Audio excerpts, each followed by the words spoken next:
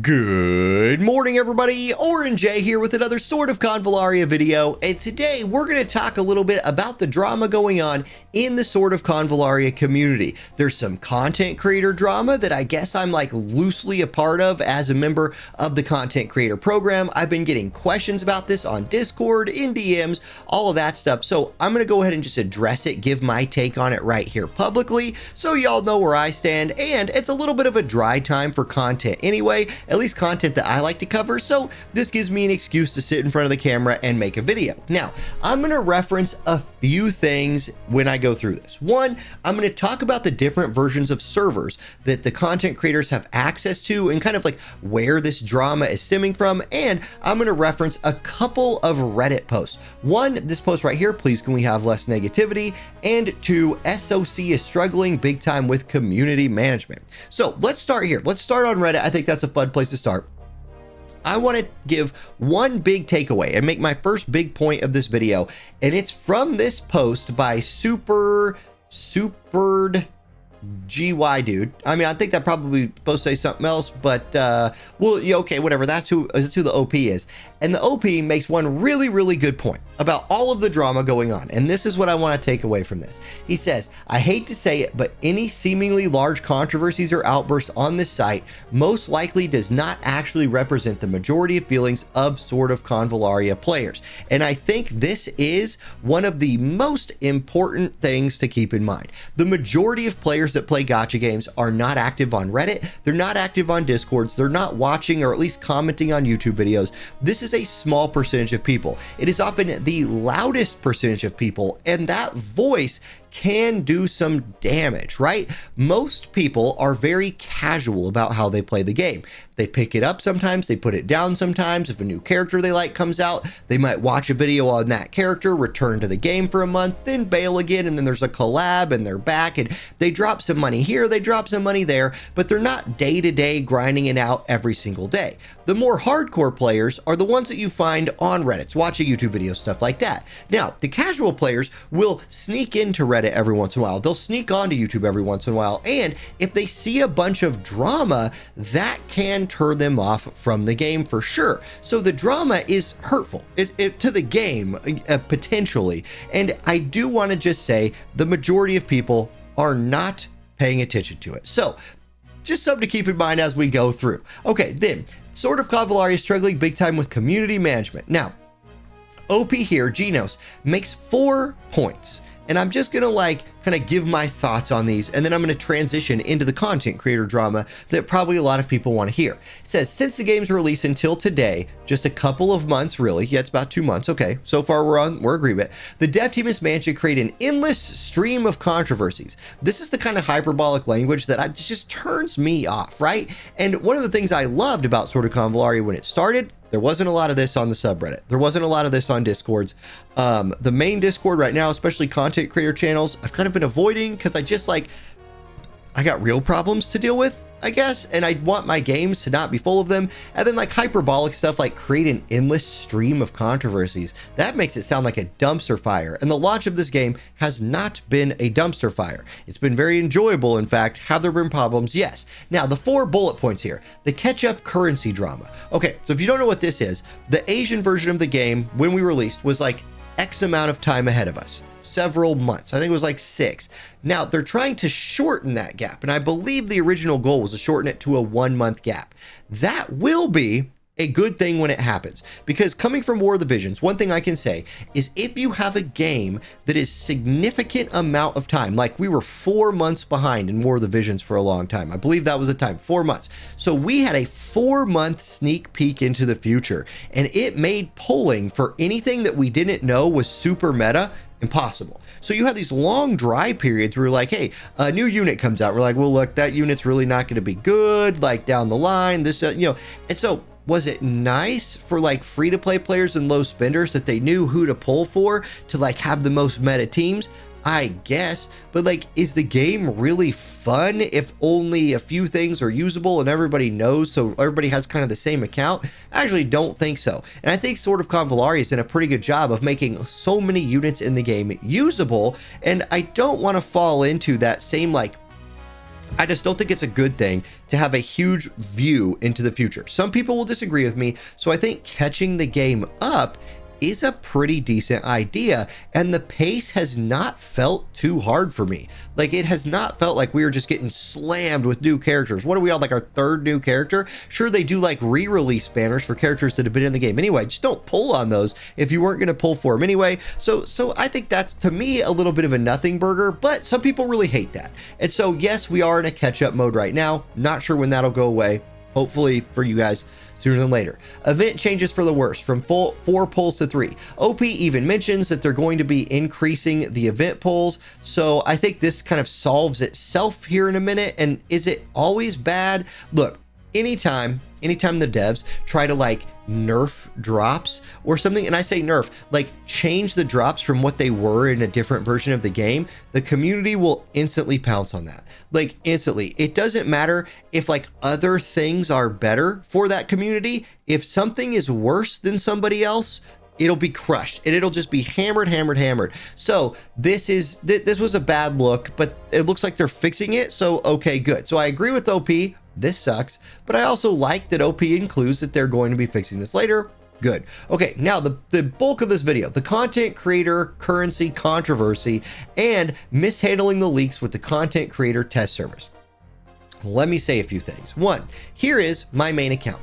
As a content creator, one thing we are asked to do is make most of our content from our actual global account. So here is mine. You can see that it's me because I have a user ID. And if I click on myself, like there I am, I'm only level 58 in the game. I play every day, whatever. Here's my main account. So when we're covering events and things like that, they really don't want us saying like what the new event is going to be until it has been officially announced in game. Now that has changed a few times. Many content creators like myself have had access to a test server for a really long time, like since before the game came out, long time. Other content creators who speak other languages have had access to the Asian version of the game for months and months before anybody else does. Obviously, both of those things are a competitive advantage over other content creators. And just like, welcome to the world of content creation. Do you know what else is a competitive advantage? Having more subscribers than somebody else. That's a big advantage too. And there's not a level playing field out here. There's not going to be. Content creators with more subscribers have worked hard to get that subscriber count, or they're just like really good at what they do.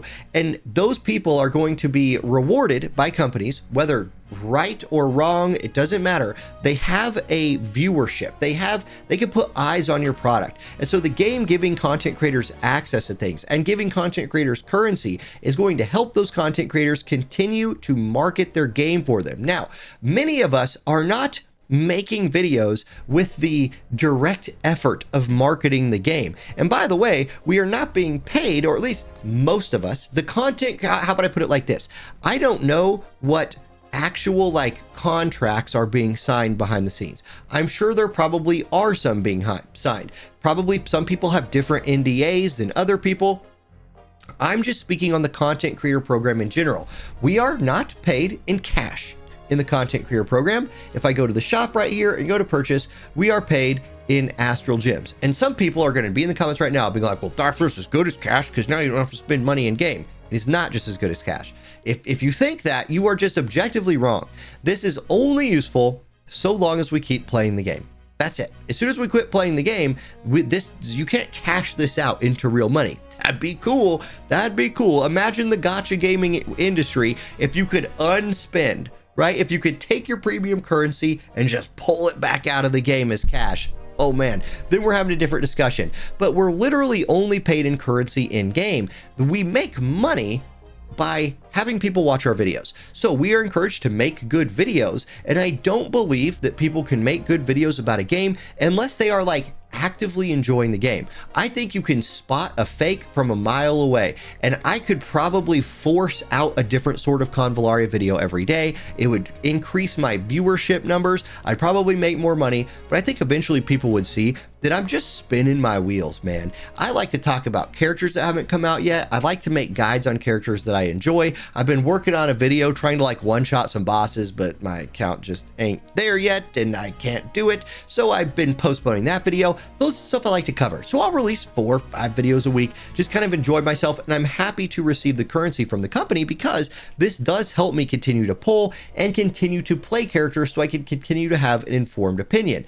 I think people in the community who are upset about that have no basis for that. We are doing the game a favor. Even though we are not making videos to promote the game, our videos are promoting the game. If you see people who you watch on TV or YouTube or whatever having fun doing something, you just are more likely to do it. It's why game companies are paying huge content creators big sums of real money to play their games on stream, because it is the difference between a game succeeding or not succeeding so much of the time. And a bunch of negativity, especially early on in the game, can sink it. So one thing I loved about sort of Convallaria early, I felt like it was a very positive community, and right now there's some drama going on. So I'm kind of making this video just to provide clarity. Now, the drama between content creators basically comes down to this. The rules, and I'm not gonna, again, a lot of this is NDA stuff, so I can't get specific with you, but there are rules for when we are allowed to release content, what we are allowed to talk about, and more importantly, when we are allowed to talk about it. The rules have changed since launch, and that change has been hard to adjust to for many content creators. And it's also easy to kind of skirt, like, here, tell me if you can tell a difference between these two things. Let's do a little thought experiment. These are 2 different statements I'm about to make, but both of them probably mean the same thing. Statement 1, character XYZ is going to release on specific date here. So character XYZ is going to release on October 15th. Let's say I knew that and I said it. Now I have made a statement that I have inside knowledge and I'm dropping it. Here's another statement. It might be the case that certain characters like character XYZ could come out around the time of, October the 15th or something like that, but I'm just guessing. Those are 2 different statements.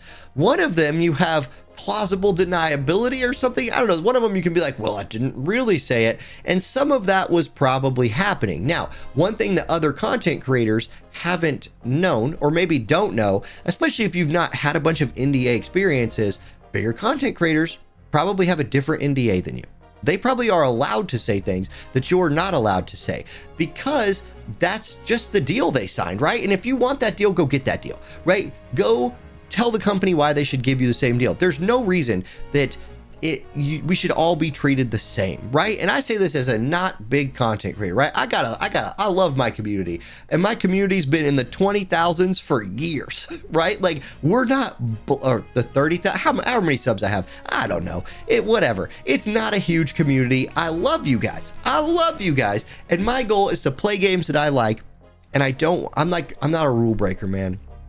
That just ain't me. So there's been some drama there, and some content creators probably calling out other content creators without knowing all the details, which has stirred up some drama and just it's added some angst to the game that I haven't enjoyed, because now I have to answer questions about it. Now, is it nice to have this video to do today? Sure it is, because it's a bit of a dry time in the game. For example, I don't have access to a combat in any way, shape, or form right now, despite that I asked for access to that a while back because they announced it on Twitter, and I thought that was the break point for when we could talk about something, but maybe it's different now. I don't know. I'm going to just let all this play out and figure out when I can and cannot release stuff.